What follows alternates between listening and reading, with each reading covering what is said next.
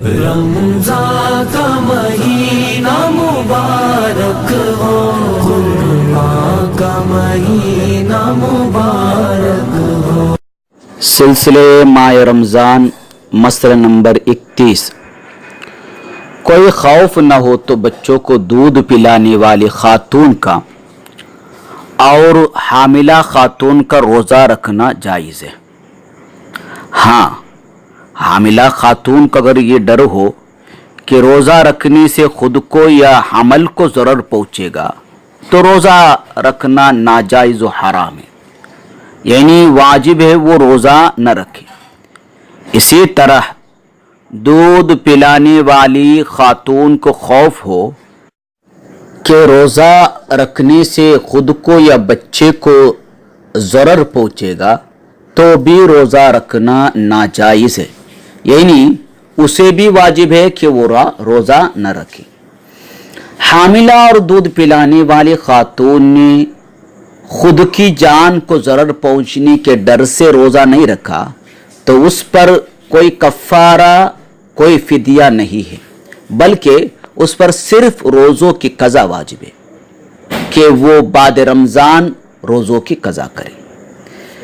لیکن اگر بچے یا حمل کو ضرر پہنچنے کے ڈر سے روزہ نہیں رکھا تو روزوں کی قضا واجب ہے، ساتھ ہی ہر ایک روزے کے بدلے 800 ملی لیٹر اناج فقراء کو دینا واجب ہے۔ فدیے میں اناج ہی دینا ہوگا، قیمت دینا کافی نہیں۔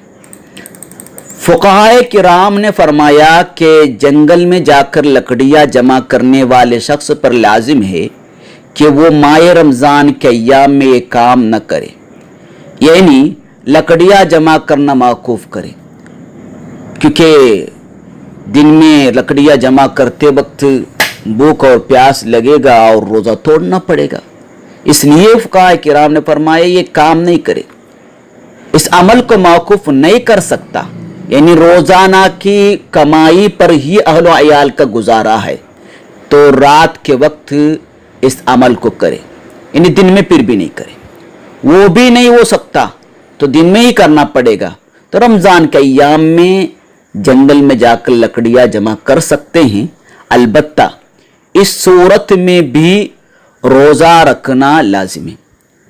فجر صادق سے پہلے نیت کرے اور لکڑیاں جمع کرنے جائے اور وہاں شدت سے پیاس اور بھوک کے لگنے پر روزہ توڑے، بعد رمضان اس روزوں کی قضا رکھے۔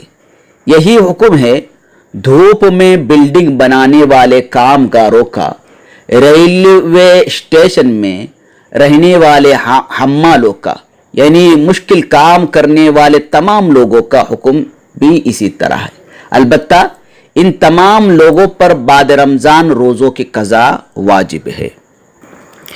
اسی طرح کسی کی جان بچانے کے لیے روزے دار کو پانی میں غوطہ لگانا پڑے اور پانی میں غوطہ لگانے سے ناک یا کان کے اندر پانی جانے کا خوف بھی ہو تب بھی غوطہ لگا کر جان کو بچانا واجب ہے، اگرچہ وہ ایک بلی کی جان کو بچانے کے لیے پانی میں غوطہ لگا رہا ہو۔ ناک اور کان کے اندر پانی جانے سے روزہ تو ٹوٹ جائے گا، اس لیے بعد رمضان اس روزے کی قضا واجب ہے، ساتھ ہی ایک مد یعنی 800 ملی لیٹر اناج مسکین کو دینا بھی واجب ہے۔ اگر جان کو بچانا نہیں ہے، دوسرے کے مال کو بچانا ہے، تب تو غوطہ لگا کر اس مال کو بچانا واجب نہیں، سنت ہے۔ ناک اور کان میں پانی جانے کی صورت میں روزہ تو ٹوٹ بھی جائے گا، بعد رمضان روزے کی قضا واجب ہے، ساتھ ہی فدیہ دینا بھی ہوگا، یعنی مسکین کو ایک مد اناج دینا ہوگا۔ ان تمام باتوں کو سننے کے بعد غور کیجئے کہ اسلام میں جان کی کیا قیمت ہے، وہ بھی ایک بلی جیسے جانور کی جان کی قیمت۔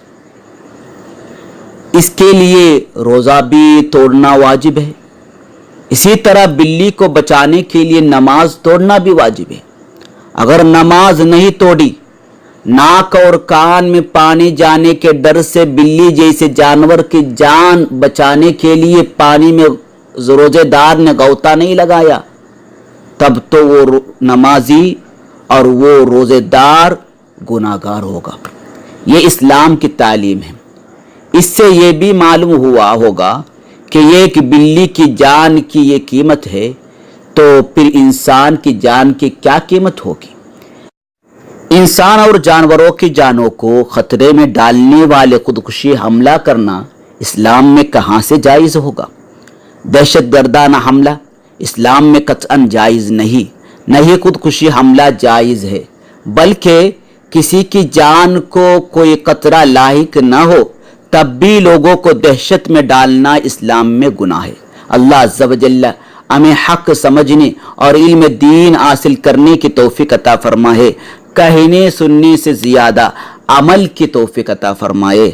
आमीन बिजाहिन नबील करीम। को खुदा की तरफ से बहुत एहसान का महीना मुबारक हो।